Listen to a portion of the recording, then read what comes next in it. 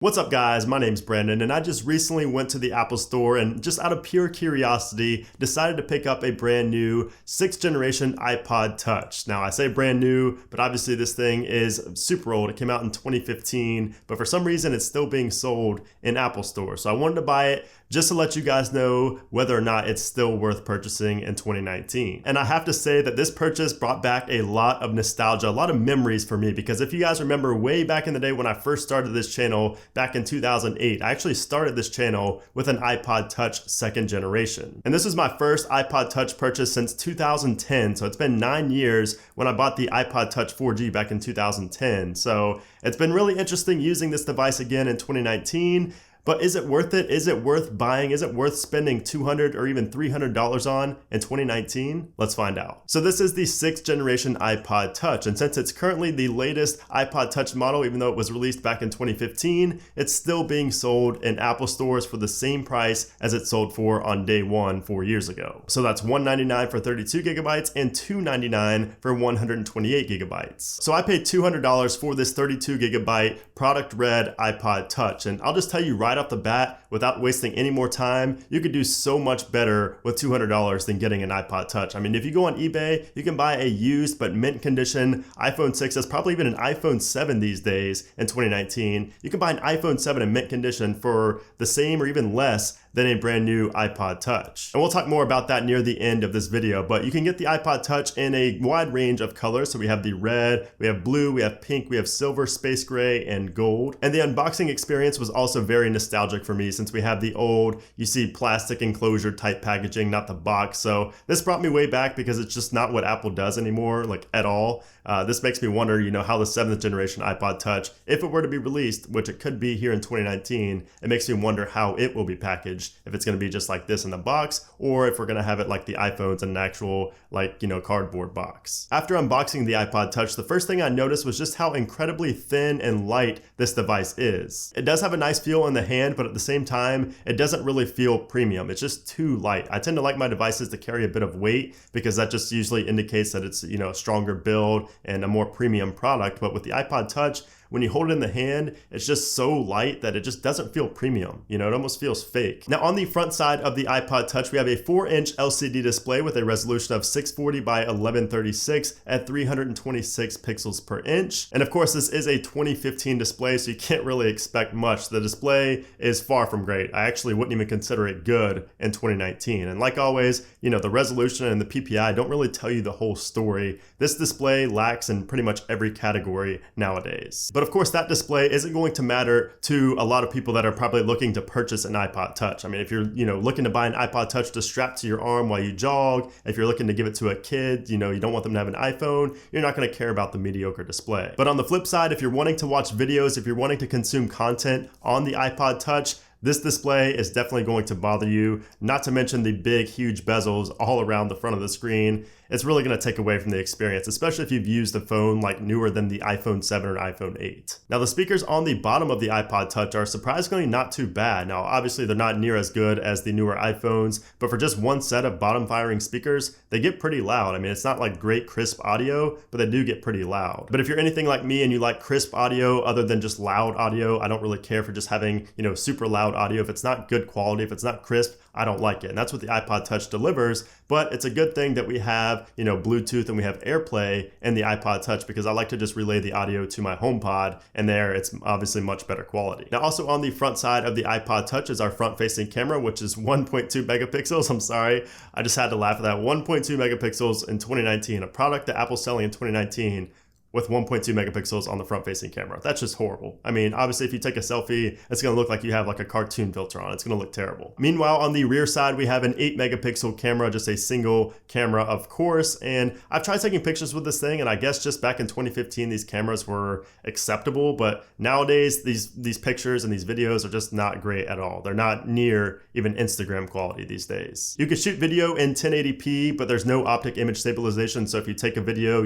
while you're walking, it's gonna gonna be very shaky and it's gonna be very terrible quality. The colors aren't great, just really nothing good at all to say about the cameras on this iPod Touch. But once again, you're probably not buying an iPod Touch for the cameras, so this probably won't matter to the majority of people. Now let's talk about performance, because one of the big reasons you're probably looking to purchase an iPod Touch in 2019, whether it be for you or for a kid, is because you may want to use it as a gaming device. You may want to just use it, as a secondary device. Whatever the case may be, performance is going to matter to you. So let's talk about that. So inside we have the Apple A8 processor, which is the same chipset that was found in the iPhone 6 and 6 Plus, also in the iPad Mini 4, and also the HomePod. So not really a powerful chip at all, in 2019, and not to mention we only have 1 GB of RAM on the iPod Touch, so you can pretty much just not waste your time installing any intensive games on this thing because they're just not going to run well. I mean, Fortnite doesn't even run on the iPod Touch. So if you are a fan of Fortnite, if you have a kid that likes Fortnite, just know you can't even run Fortnite on the iPod Touch. And I would just say that if you're looking to buy the iPod Touch for gaming in general, don't buy it. Buy an iPhone 7, like I said, or a 6S at the minimum, because you could get that same device for the same price as this new iPod Touch. This thing is not meant for gaming. I've played PUBG. It's just very choppy, even at the lowest graphics settings. Some of the other less intensive games, like puzzle games, run just fine, but they do take a long time to load, and they're noticeably slower and more choppy than the devices I'm used to nowadays, like the iPhone XS, XS Max, or even the 8. I mean, they're even slower compared to like the 8 and the 10. But yeah, you won't really have too many issues with social media apps and things like that, but when you do go to scroll, you'll notice how it's very choppy and it's very laggy, especially compared to some of the newer, more modern devices. And that 1 GB of RAM also really shows with just how often apps have to relaunch. It's really not the best. I mean, obviously 1 GB of RAM, we've all had a device with that. The apps have to relaunch a lot, especially games. You can go, 5 minutes after closing a game and opening it back up, and it's gonna have to completely relaunch and you'll have to start back from the beginning. So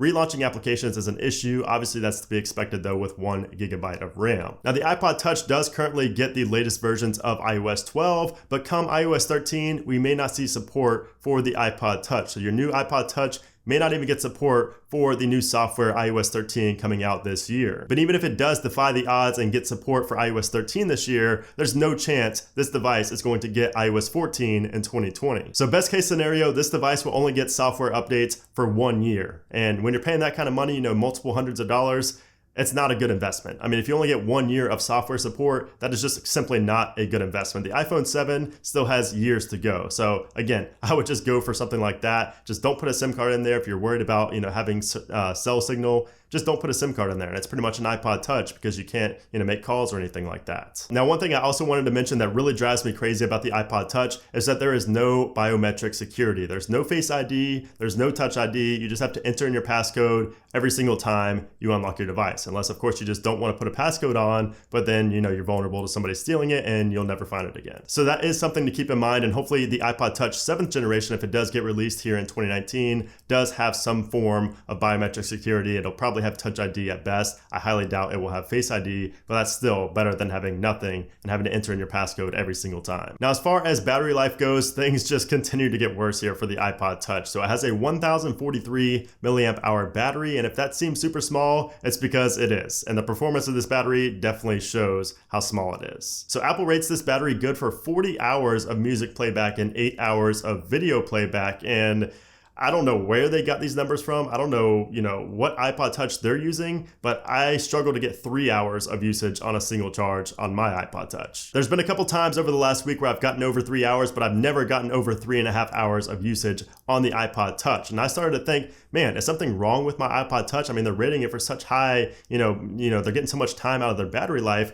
What's wrong with my iPod Touch? But then I started to look it up on forums and everything, and I'm not alone. Pretty much everybody gets like 3 hours of usage on a single charge on their iPod Touch. So battery life, terrible on the iPod Touch. Now, the good thing, if I had to say one good thing about the battery, is that it does charge up pretty quickly. It charges up quicker than an iPhone, but still, that battery will run down super, super quick, especially if you're playing games or watching videos. And when you have such bad battery life, it makes it really hard to rely on this device. If you use this to jog and things like that, you have to think about, what if you're on a jog and your device just dies? You don't have your music going, you're not as motivated anymore. So these are just things to think about not good battery life here on the iPod Touch 6th generation. So let's get down to the bottom line and my whole reason for making this video. Should you buy the iPod Touch in 2019? And as you guys probably know from me basically saying bad things about pretty much everything, the answer to that is absolutely not. No, you should not buy an iPod Touch in 2019. And I say not to buy the iPod Touch even if you fit one of the categories I mentioned earlier. If you're like a jogger, you just want to put it on your arm, if you're giving it to a kid because you don't want them to have a phone, if you're taking it to the gym, still, no matter what the scenario is, I do not recommend the iPod Touch. And I have 4 main reasons why I do not recommend the iPod Touch. And the very first and the main reason not to buy the iPod Touch in 2019 is because you can do so much more with that money. Like I mentioned, you can get a mint condition iPhone 6s or even an iPhone 7 for the same price and literally have 3 times better performance. You'll have better cameras, you'll have better build quality, you'll have longer software support, just better everything. And you may even want to look at an iPad if you just don't want to even have the support for a SIM card, if you don't want to have to worry about a SIM card insert, which I don't really know why, but you could buy an iPad for also the same price or less than an iPod Touch. And again, much better performance, much better everything. The second reason is because the battery life is terrible. Even when you're just listening to music, even when you're just watching videos, the battery is going to drain very fast and it just makes it a very unreliable device. The third reason is because the performance is just awful on the iPod Touch. I mean, you can't even play any of the fun modern games. I shouldn't say any, but you can't play most of the fun modern games on your device very smoothly. Now, obviously your kid, if you're giving this to a kid, they're probably going to want to play Fortnite. And unfortunately, you can't even load up Fortnite on the iPod Touch. They're going to want to play PUBG.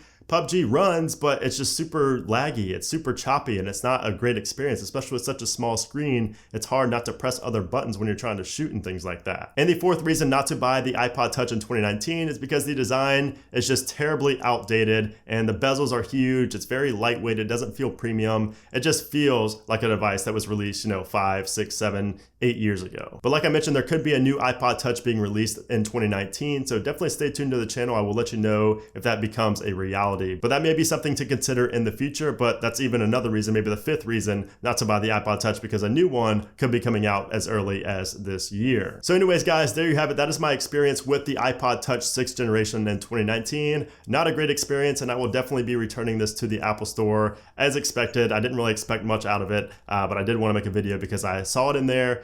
Surprised me. I forgot they were still selling it, honestly, and I know I've seen some people talk about the iPod Touch in my comment section recently. So anyways, that was my experience. I hope you guys did enjoy the video. If you did, make sure to hit that thumbs up button. Also make sure to subscribe so you don't miss any of my iOS 13 content coming in a couple of weeks. But anyways, guys, thanks for watching the video, and I'll see you soon.